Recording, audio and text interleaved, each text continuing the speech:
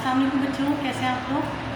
ठीक है, सही है बच्चों। आप लोगों को मैंने मिर्ज़ा गालिब का क्वेश्चन जो है करवाया था और मुझे उम्मीद है आपको समझ आ गया होगा। ठीक है, आपको पता है कि ईसा जी जो है वो हमारा खासा लेंदी क्वेश्चन है, उसमें एक ही क्वेश्चन है लेकिन नंबर भी ज़्यादा है उसके और लिखना भी ज़्यादा है, हेडिंग भी ज़्यादा है उसकी ना, और हमारे पास वक्त कम है, लिहाजा 2 घंटे के पेपर में हमें 15 से 20 हेडिंग का क्वेश्चन करना है क्योंकि इसके 20 नंबर है। ठीक है ना, तो अभी मैं आपको कम से कम इसका पास करवा रही हूँ 12 से 13 हेडिंग्स के साथ। एटलीस्ट इतनी हेडिंग भी आप लिख लेंगे क्योंकि टाइम हमारे पास कम है। हम 15 से 20 हेडिंग अगर लिखेंगे तो हमारे पास बाकी का पेपर करने का टाइम नहीं रहता, लिहाजा 15 से 20 हेडिंग जो है हमने इसमें क्वेश्चन में करना है। आज जो है हमारे पास जो शायर हैं उनका नाम है फैज़ अहमद फैज़। आज हम फैज़ अहमद फैज़ को जो है फैज़ अहमद फैज़ के बारे में काम करेंगे। ठीक है, जो है नाम लिख दें। देखिए, जब भी हम किसी शायर की कलाम पे तबसरा करें या हम किसी नसर निगार के बारे में काम करें तो हम पहले उसका नाम लिखें। अक्सर बच्चे ऐसा होता है, मैंने कॉपियाँ चेक की हैं, मुझे पता है कि बच्चे क्या करते हैं डायरेक्ट जो है लिख देते हैं। अब आपके पास ऑप्शन होते हैं ना, 3 ऑप्शन होते हैं, आप किसके बारे में लिख रहे हैं, कम से कम उसका नाम तो मेंशन करें। ठीक है, आपने नंबर डाल दिया लेकिन ऑप्शन का नंबर भी डाल दें तो समझ में आती है, अगर नहीं डाला तो पता कैसे चलेगा कि आप किसके बारे में डाल रहे हैं। ठीक है, जैसे हम आज फैज़ अहमद फैज़ के बारे में कर रहे हैं तो हम सबसे पहले किसी के बारे में जब भी कुछ बयान करते हैं तो सबसे पहले हेडिंग डालते हैं तारुफ। ठीक है, सबसे पहले हेडिंग डालते हैं तारुफ की, और उसमें हम जब तक तारुफ बयान नहीं करेंगे हम कुछ भी नहीं कर सकते। तारुफ में क्या आता है, तारुफ आता है कि इब्तिदाई ज़िंदगी। तारुफ की हेडिंग कई तरह कर सकते हैं, हर्फ़ अव्वल, इब्तिदाई ज़िंदगी, हर्फ़ आगाज़, हिस्सा अव्वल, इस तरह से तारुफ की हेडिंग हम लिख सकते हैं। ज़रूरी नहीं है हम उस पर सिर्फ तारुफ लिखें, बहुत सारी हेडिंग होती है। बाद में ऐसा होता है कि असलोब की 3 हेडिंग डाल देते हैं, यानी इसलोब भी लिख देते हैं, तर्ज़ तहरीर भी लिख देते हैं, सादा गुलकारी, अंदाज़ तहरीर, इस तरह से करके 4-5 हेडिंग लिख देते हैं। तो ऐसा नहीं है, हेडिंग वही होती है एक जिसका मकसद होता है। ठीक है, वरना अदरवाइज़ आपको समझ ही नहीं आएगा कि आप जो है क्या लिखा है। ठीक है, तो बच्चों यही मैं आपको बताना चाह रही हूँ कि सबसे पहले हमारी हेडिंग हमारे पास तारुफ की, जिसमें हमें बताना है इब्तिदाई ज़िंदगी। ठीक है, हम इब्तिदाई ज़िंदगी के बारे में थोड़ा सी बात करते हैं। तो फैज़ अहमद फैज़ का इब्तिदाई ज़िंदगी में थोड़ा सा मैं आपको बता दूँ ताकि आप लोग जो है थोड़ा सा वो इसको समझ में आ जाए। फैज़ अहमद फैज़ 13 फरवरी 1911 को सियालकोट के पसमानदा गाँव काला खानों में पैदा हुआ। ठीक है, और इसका मौजूदा नाम फैज़ नगर है। ठीक है, फैज़ अहमद फैज़ जो है ने बड़ी मेहनत मुशक्क़त से तालीम हासिल की, बैरिस्टर बने, वाली अफ़गानिस्तान अब्दुर्रहमान ख़ान मीर मुंशी के सेक्रेटरी बने, लंदन में अफ़गानिस्तान के सफ़ीर तैनात हुए। कहते हैं कि इब्तिदाई तालीम घर में हासिल की और जो है इनके ज़माने में इनके जो बुज़ुर्ग थे मौलवी इब्राहिम सियालकोटी, उनसे कुरान और नाज़रा इन्होंने पढ़ा, अरबी की मुकम्मल तालीम हासिल करी। सियालकोट के स्कॉच मिशन स्कूल में मैट्रिक का इम्तहान और सियालकोट ही के मरली कॉलेज से इंटरमीडिएट का इम्तहान नुमाया नंबरों से कामयाब किया। मरई कॉलेज में तालीम के दौरान अल्लामा इकबाल के नामी गिरामी उस्ताद शमसुल उलमा मौलवी मीर हसन से अरबी और फ़ारसी पर दस्तरस हासिल की। ठीक है, फिर इसके बाद जो है मज़ीद तालीम हासिल करने के लिए लाहौर आ गए। गवर्नमेंट कॉलेज ऑफ लाहौर से अंग्रेज़ी अदब में एम ए किया। एम ए की डिग्री के बाद उन्होंने अहमद शाह फतरस बुखारी, सूफ़ी ग़ुलाम मोहम्मद तबस्सुम, मौलवी मोहम्मद शफ़ी, डॉक्टर तासीर और मौलाना अब्दुल सालिक, मौलाना चिराग हसन असद, पंडित हरीफ चंद अख्तर और जितने भी बड़े बड़े दानिश्वर और लिखने वाले राइटर जो थे अदबी लोगों से इन्होंने खिदमत हासिल की।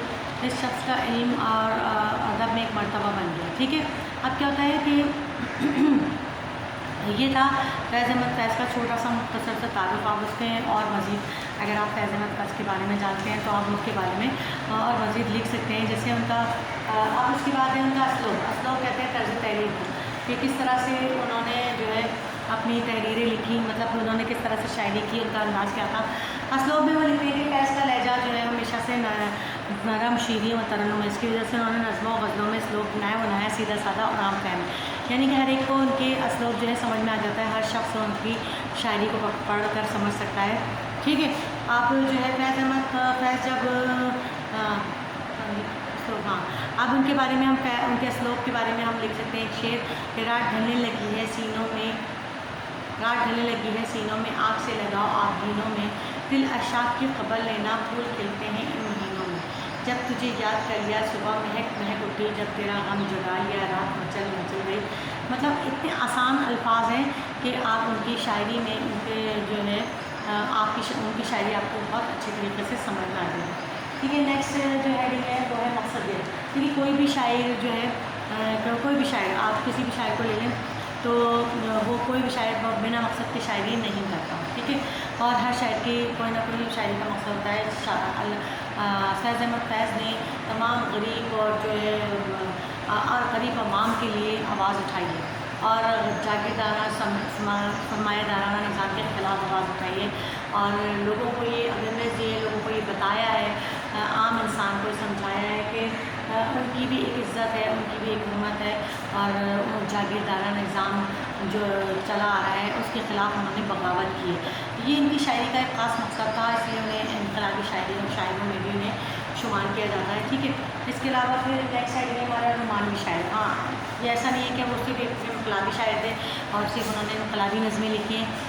نہیں، وہ رومانوی شاعر بھی تھے اور ان کی رومانوی نظمیں بھی اور ان کی شاعری بہت، ان کا کلام جو ہے رومانوی وہ بھی بہت اعلیٰ پائیدہ ہے اور بہت اچھا ہے. ان کے بارے میں سب سے پہلے انہوں نے پہلا مجموعہ کلام جو تھا نقش فریاد وہ لکھا اور وہ ان کا رومانوی اس کے پہلے اسی کا کلام ان کا رومانوی شاعری سے تعلق رکھتا ہے. یہ وہ زمانہ تھا جب وہ زیر تعلیم تھے. اس کے بعد وہ دور میں داخل ہوئے جب تعلیم سے فراغت پائی اور امرتسر کالج سے ایم اے کیا تو وہاں پڑھانے لگے. اس کالج میں ان کی ملاقات ایلس سے ہوئی اور جو بہت جلد محبت میں بدل گئی. فیض کہتے ہیں کہ ہماری زندگی کا شاید یہ خوشگوار زمانہ امرتسر ہی کا تھا اور اس دوران کی شاعری میں رومان جو ہے آپ کو نظر آئے گا جو نقش فریادی کے پہلے حصے میں شامل ہے. اس کلام میں احساس ندرت، اظہار کی تازگی، تخیل کی رنگینی. اس کلام کو پڑھ کر ایسا محسوس ہوتا ہے جیسے پھول گویا کھلتا ہے پھول چمن میں گلاب کا. ٹھیک ہے. شعر کے پر اختتام کروں گی اس رائٹنگ کا. ادائے حسن کی معصومیت کو کم کر دے، گناہ گار نظر کو حجاب آتا ہے. آسمان پر اداس ہیں تارے، چاندنی انتظار کرتی ہے. آ کے تھوڑا سا پیار کر لیں ہم، زندگی زر نگار کر لیں ہم. وقت پہ حرماں و یاس رہتا ہے، دل اکثر اداس رہتا ہے. غم تو غم دے کر بھول جاتے ہو، مجھ کو احسان کا پاس رہتا ہے. ٹھیک ہے. اب ان کی شاعری میں آتی ہے سوز و گداز. ٹھیک ہے. ان کی شاعری میں آپ کو سوز و گداز بھی نظر آئے گا، جیسے کہ ہر جو ہے شاعر کا ایک خصوصی جو ہے وہ ہے کہ سوز و گداز جو ہے ہر شاعر کا. کیونکہ دیکھیں شاعری جو ہے ایسا نہ ہو کہ انہوں نے جب شاعری کی تو ان کے زندگی میں صرف اور صرف خوشیاں ہوں. ٹھیک ہے. غم بھی ان کی شاعری میں نظر آتا ہے اور جب ہی شاعری پروان چڑھتی ہے جب اس میں غم جو ہے غم کی جھلک ہوتی ہے اور غم جو ہے بہت خوبصورتی سے بیان ہوتا ہے. اسی طرح فیض احمد فیض نے بھی اپنی شاعری میں جو ہے سوز و گداز کو بیان کیا ہے. ٹھیک. اچھا. اس کے علاوہ جو ہے نیکسٹ رائٹنگ جو ہے ہمارے پاس کیا ہے؟ اشارے اور کنائیں. ٹھیک ہے. اشارے کنائیں. فیض احمد فیض اشارے کنائیں میں بات کرتے ہیں، یعنی کہ اپنی بات کو اشارے اور کنائیں کے ذریعے واضح کرنا، سیدھے سیدھے لفظوں میں بیان نہ کرنا. تو یہ فیض احمد فیض کی شاعری کا خاصا حصہ ہے. اور انہوں نے وطن کے پھولوں کو متحرک استاروں میں ہمارے وطن کے پھولوں کی خوشبو ہے. ان کی شاعری میں تیرگی کا استعارہ بار بار آتا ہے. ان کے خیالات میں سچائیوں اور جمہوری حقیقتوں کی چمک ہے جن سے ہماری قوم کے عظیم مقصد دل کی روشن ہے. ہماری سماجی انصاف و اشتراکی نظام ان کا محبوب ہے. ٹھیک ہے. اب ان کی شاعری میں اشارے کنائیں کس طرح سے آئے ہیں یہ دیکھا اس شعر کے ذریعے واضح ہو جائے گا. نہ پوچھ جب سے تیرا انتظار کتنا ہے کہ جن دنوں سے مجھے تیرا انتظار نہیں. تیرا ہی عکس ان اجمی بہاروں میں جو تیرے لبوں تیرے بازو تیرا کنار نہیں. ٹھیک ہے. ان اشعار میں ظاہر محبوب کی بات کرتے ہیں مگر اصل مخاطب ان کا اشتراکی نظام ہے. جیل کی چار دیواری ان کا قفس ہے. ٹھیک ہے. ان کا ملک، ان کا وطن گلشن گلستان چمن ہے. چمن یہ غارت گل چی سے جانے کیا گزری، قفس سے آج صبا بے قرار گزری. یوں بہار آئی ہے امسال کی گلشن میں، صبا پوچھتی ہے کہ گزر اس بار کر دوں یا نہ کروں. دوستوں اس چشم و لب کی کچھ کہو جس کے بغیر گلستان کی بات رنگین ہے نہ مہکانے کا کام. ٹھیک ہے.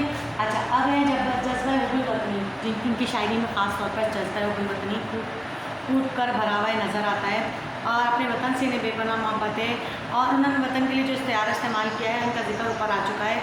ٹھیک ہے. بر صغیر کی تقسیم سے پہلے اور تقسیم کے بعد ٹھیک ہے، ہر جگہ ہر چیز سے ان کو پیار تھا۔ موئنجو دڑو، ہڑپا، ٹیکسلا، قطب مینار، تاج محل، دہلی کی جامع مسجد، لاہور کی شاہی مسجد، لال قلعہ، لاہور کا قلعہ شالمار باغ، دہلی اور لکھنؤ کے ساتھ ساتھ لاہور کی تہذیبی اور ثقافتی روایتوں کے دلدادہ تھے۔ وہ پاک ہند کے بزرگوں کا احترام کرتے تھے، ان میں کوئی تفریق نہیں کرتے تھے، ٹھیک ہے، انہیں اپنے لوگوں سے اپنی محبت، اپنے قوم سے بڑی محبت تھی۔ ویراں میں کدا غم ساغر اداس ہیں، تم کیا گئے روٹ گئے دن بہار کے، یہ ان کی جو ہے اپنے وطن سے محبت کے اس میں جو ہے یہ شعر سکتے ہیں، ٹھیک ہے۔ اب ہے آزادی کا خواب۔ ہر شاعر نے آزادی کا خواب دیکھا ہے اور اس کی تعبیر کو کچھ لوگ دیکھ پائے اور کچھ نہیں دیکھ پائے۔ وہ سرمایہ دارانہ نظام کو آمرانہ جابرانہ نظام تصور کرتے تھے اور اسے غلامی سے تعبیر کرتے تھے، اور عوام کو سرمایہ دارانہ نظام کے جو جبر سے نجات دلانا چاہتے تھے۔ وہ اپنے ملک میں ایک ایسا عادلانہ نظام قائم کرنا چاہتے تھے جس میں طبقاتی نظام نہ ہو، معاشرتی اور معاشی نامواریاں نہ ہوں۔ وہ چاہتے تھے ہر انسان کو برابر کے حقوق ملے اور مساوات کے قائل تھے۔ وہ چاہتے تھے کہ جب پاکستان ایک آزاد مملکت کی حیثیت سے دنیا کے نقشے میں آئے تو وہ آزاد تصور بھی کرے اپنے آپ کو، اور انہوں نے اس کے لیے نظم صبح آزادی لکھی جس کا پہلا شعر ہے، داغ داغ اجالا یہ شب گزینہ سحر، وہ انتظار تھا جس کا یہ وہ سحر تو نہیں۔ نجات اس نظم کا آخری شعر ہے، نجات دیدہ دل کی گھڑی نہیں آئی، چلو چلو کہ وہ منزل ابھی نہیں آئی، ٹھیک ہے۔ اب کیا ہے نقطہ نظر کا، فیض احمد فیض کا نقطہ نظر کیا تھا؟ ان کا نقطہ نظر نظریہ ہے۔ فیض کا نقطہ نظریہ ہے وہ پہلے انسانوں کی فطرت کے ذخائر پر اپنی دسترس اور پیداوار اور ذرائع پر اپنی قدرت دیتی ہے، ہر گھر وہ برادری کی ضرورتیں پوری طرح سے تسکین پا سکیں۔ آپس میں چھینا جھپٹی لوٹ مار کا کچھ نہ کچھ جواز موجود ہے، لیکن اب یہ صورت نہیں کہ انسانی عقل سائنس کی بدولت اس منزل پر پہنچ چکی ہے، ٹھیک ہے۔ فیض کہتے تھے ان کا اپنا ایک نظریہ تھا، وہ چاہتے تھے کہ انسان جو ہے اپنے حقوق کو پہچان سکیں اور اپنے حقوق حاصل کر سکیں۔ فیض نے ماسکو میں عالمی لینن امن ایوارڈ حاصل کیا اور وہاں پر انہوں نے جو ہے اپنا نقطہ نظر اس طرح سے واضح کیا۔ کہتے ہیں مٹ جائے گی مخلوق تو انصاف کرو گے، منصف ہو تو بھاشر اٹھا کیوں نہیں دیتے، ہم خستہ تنوں سے محتسب کیا حال منال کا پوچھتے ہو، جو عمر سے ہم نے بھر پایا پھر سب سامنے لائے دیتے ہیں، دامن میں ہے مشتاق جگر ساغر میں ہے خون حسرت یہ، لو ہم نے دامن جھاڑ دیا لو جام الٹا دیتے ہیں، ٹھیک ہے۔ اب امن اور آزادی کا مجاہد، حقیقت میں وہ امن اور آزادی کے مجاہد تھے۔ وہ چاہتے تھے کہ مسلمان اور میری قوم جو ہے امن اور سلامتی کا پیغام لے کر آگے بڑھے۔ فیض نے اپنے قلم کے ذریعے امن اور زندگی کی جنگ لڑی ہے۔ وہ کہتے ہیں عقل اور سائنس صنعت کی کل ایجاد ہے، صلاحیت تقریب کی بجائے تعمیری منصوبوں میں صرف ہو، لیکن جب ہی یہ ممکن ہے کہ انسانی معاشرے میں مقاصد سے مطابقت پیدا ہو، ٹھیک ہے۔ اچھا، پھر کہتے ہیں کہ انسانی معاشرے کے ڈھانچے کی بنیادیں استحصال و زداری کے بجائے انصاف و مساوات۔ وہ چاہتے تھے کہ تمام انسانوں کو تمام حقوق ملے اور ان میں مساوات ہو۔ اس عمل میں امن کی جد و جہد آزادی کی حد آپس میں مل جاتی ہیں۔ ان کی شاعری انہیں خیالات کے ارد گھومتی ہے، وہ آزادی اور امن کے خواب دیتے ہیں۔ کب ٹھہرے گا دل، کب ٹھہرے گا درد اے دل، کب رات بسر ہوگی، سنتے تھے وہ آئیں گے، سنتے تھے سحر ہوگی، کب مہکے گی فضلے گل، کب بہکے گا مہکانہ، کب صبح سپن ہوگی، کب شام نظر ہوگی، ٹھیک ہے۔ یہ تھا ان کا آزادی کا مجاہد کی ہیڈنگ۔ اب آتی ہے ناقدین کی آرا، سب سے آخری ہیڈنگ، سب سے آخری آتی ہے ہیڈنگ ناقدین کی آرا، جس میں تنقید نگار جو ہے فیض احمد فیض کے بارے میں کہتے ہیں۔ تو 2 سے 3 ہیڈنگ لکھی ہوتی ہے، جو اس کو غور سے سن لیجیے۔ ڈاکٹر جیز احمد کہتے ہیں فنکار ندرت کا اتنا حسین امتزاج دور جدید کے کسی شاعر میں نہیں ملتا جو فیض کا ملتا ہے، ٹھیک ہے۔ ڈاکٹر ابوالحسن صدیقی کہتے ہیں کہ فیض کی شاعری میں خلوص میکیتی دونوں شامل ہیں، اس میں شاعری کا جمال جلال دونوں موجود ہیں۔ ممتاز حسین لکھتے ہیں کہ مجموعہ کلام مختصر ہے مگر جو کچھ ہے وہ منتخب ہے، ایسا منتخب کہ ان کا کلام سے انتخاب کرنا مشکل ہے، ٹھیک ہے۔ کم از کم 3 ہیڈنگس آپ نے اس جو ہے کوشچن میں لکھنی ہوتی ہے، تب یہ سوال کمپلیٹ ہوگا۔